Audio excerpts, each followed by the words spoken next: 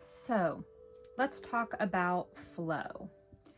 I have been getting these little clues and messages through the content that I consume. Either someone's posting about it, or I'm finding a YouTube video, or for some reason I'm getting the idea that I should be studying the I Ching, the Book of Changes, and Feng Shui, because I'm building a shipping container house with my husband, and I wanted, this past winter I was trying to design it with Phi in mind, with the ratio, the golden spiral.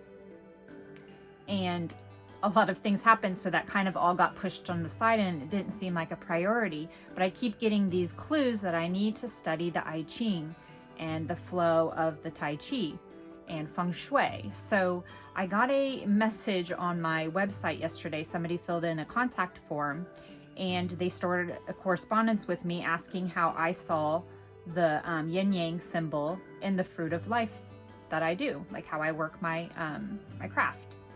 And in this conversation with him, I felt like everything just stood out so much, because they were already breadcrumbs and clues in my life, and everything that he was saying was coinciding with what I was doing. So I put down a little quote of something that he said in our message to one another, and then I intuitively I felt inspired to go back to drawing my yin yang symbol on the fruit of life. And what I have is I did it. I'll show you. It was wrong. And I eagerly shared it with him, and then I saw that I was the fool and I was naive. I just jumped in and did it based on like how I see the symbol all the time, not how I had studied it, or actually how I saw it in the flow of the fruit of life. So I was a little too eager, and I replied and sent him an image, and then I realized, like, oh wait, the flow doesn't go this way, in the quantum memoir.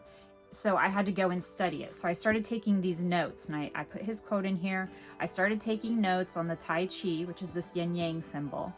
And I started dissecting the balance, the waxing and waning, or the cultivating and exhausting of energy, and then mirrored it to how I already use the flow in the quantum memoir. How I have the seed words down here, the dark, the new moon, the full moon's up here, summer's up here. And this is how I see it overlapping based on the studies that I do. I immediately knew after I sent him the image that something didn't feel right in this illustration of it.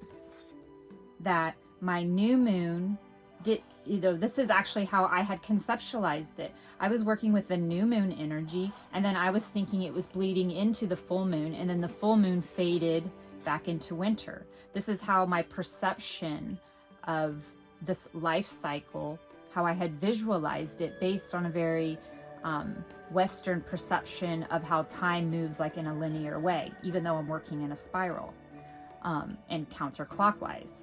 What I actually do that I didn't realize that I just innately do is that everything that falls from the full moon falls into this understanding, this ground of the new moon. And then it ends there. This is where the lesson hat is.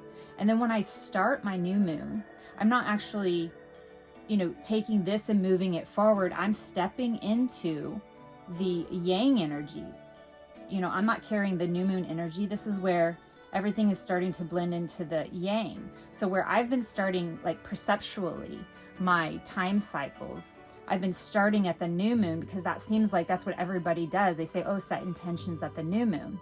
When I look at it organically, I see that the intentions that you're setting at the new moon are because of all of the fall, all of the waning. That's why you have this perception to seed. But at that moment, at the new moon, it's done. That is the end, symbolically the end. And then it's transferring, it's transitioning into the yang energy, the blend right here. This is like the waxing crescent moon. This would be the waxing gibbous moon. This is the full moon.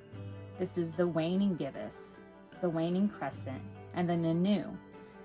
So while what I've been doing is like quote unquote accurate, it's consistent, it's patterned, it's got a pattern that's repeating, my perception like visually, was that I was living it in this kind of perception. Like I was starting from the new moon, blending up, which was backwards direction. It was a clockwise direction.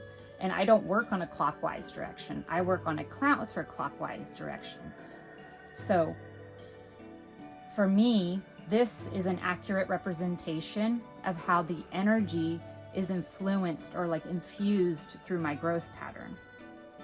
So let me see if I can put that into maybe simpler terms. So this is what's standing out. So one of the articles I read said that this symbol is to achieve optimal balance in thought and action. So for me, my fruit of life is exactly that. It is a thought form of me drawing perception, experience from my life, putting it in a form that I want to project it into the future. All of this is kind of like behind the scenes work for what I normally do. You know, like I have this metaphysical page that I'm doing right now, my regular quantum memoirs. This is my lifestyle practice. But then I'm also studying the mechanics of how does this shape work? How does creating a thought form work? Why is it important that we put art and color and repetition in it, you know, discipline in it?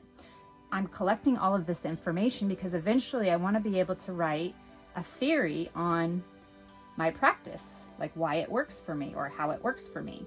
And so it's really invaluable for me when other people provide their wisdom and knowledge and experience, because then I can get a broader view. So this, you know, I have this little one here. This is kind of just me.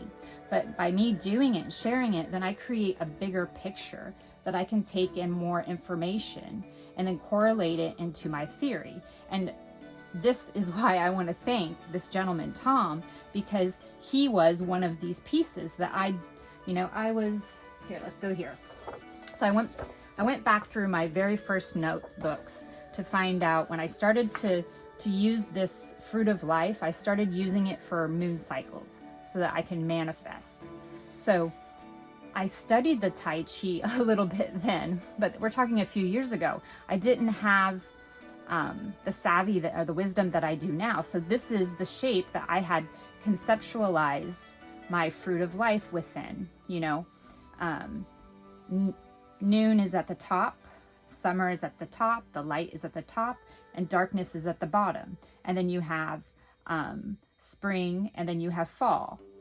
What I didn't grasp then was the direction and the importance that the yin, the dark one, is it's an inward, if location, it's an inward location.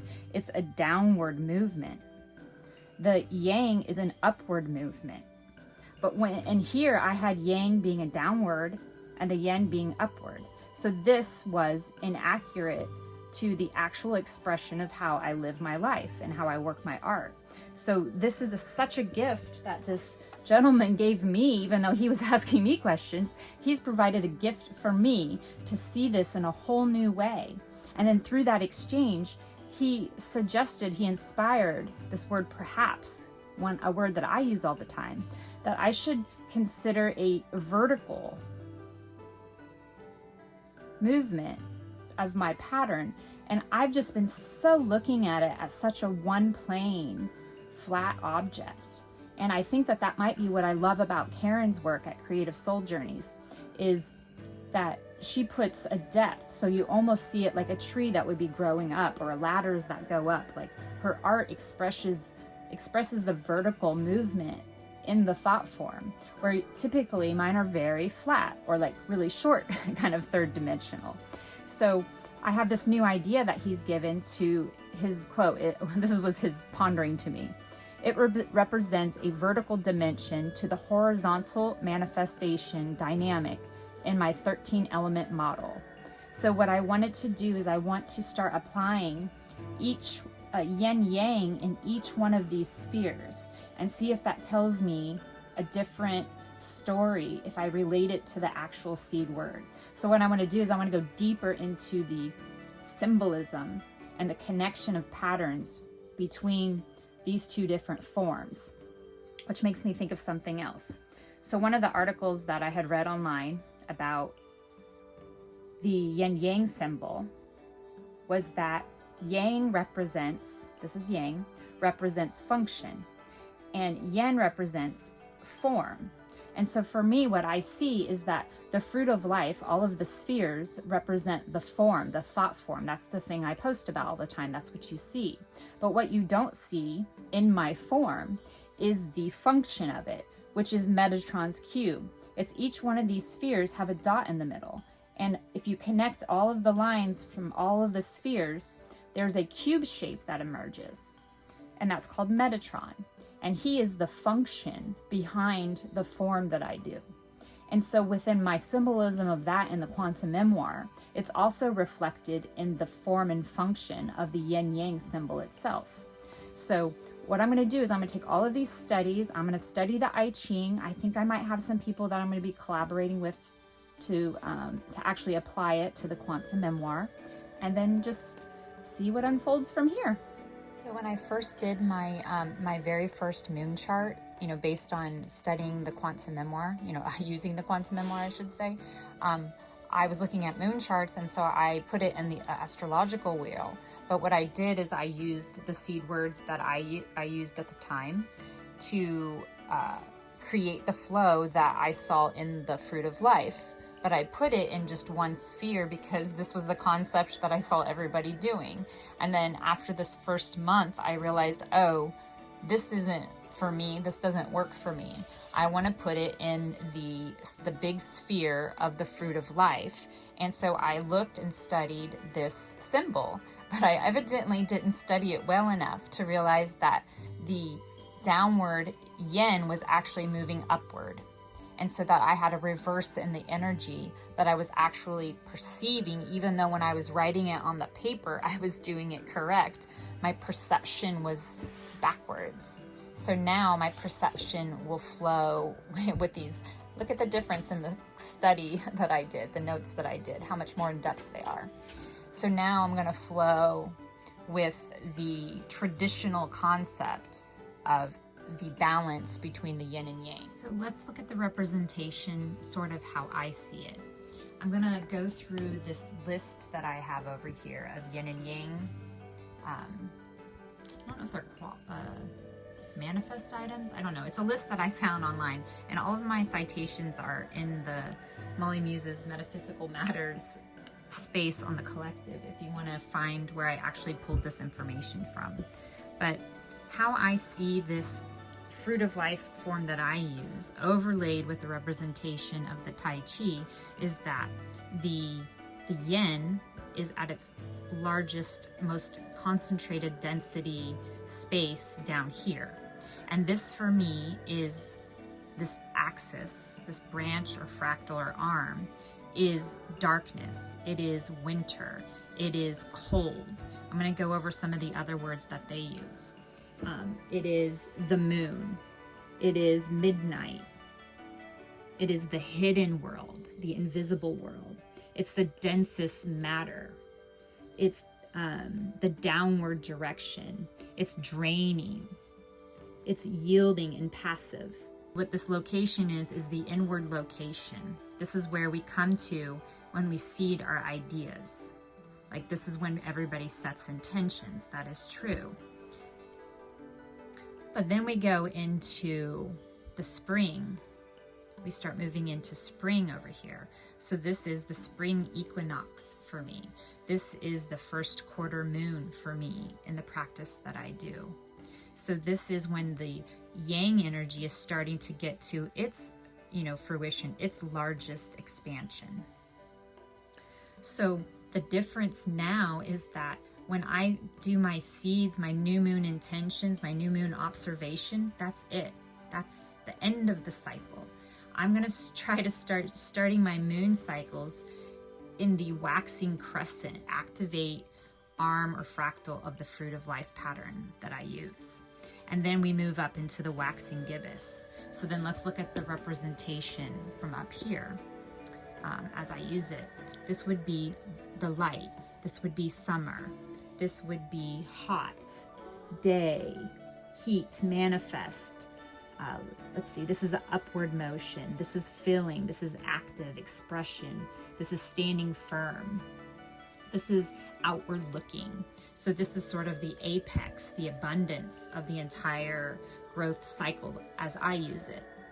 And so at here, it's done. And now it's going to start waxing. It's going to start, it's going to start waning. Fall, autumn, the harvest. And from all of that information, that's where I come up with my new moon intentions. From all of this, this is the conclusion, the end. This is the beginning. So that's how I want to start perceiving the work that I do. Really shifting that the new moon is not the beginning. The new moon is the ending. Because I don't even really consider it new and full. I consider it dark and light, within my personal practice. So I would love to find out how this will end this experiment, how I'm going to change the perception, not what I do, but just change the perception of what I do, how that changes the work that I do. Let's see.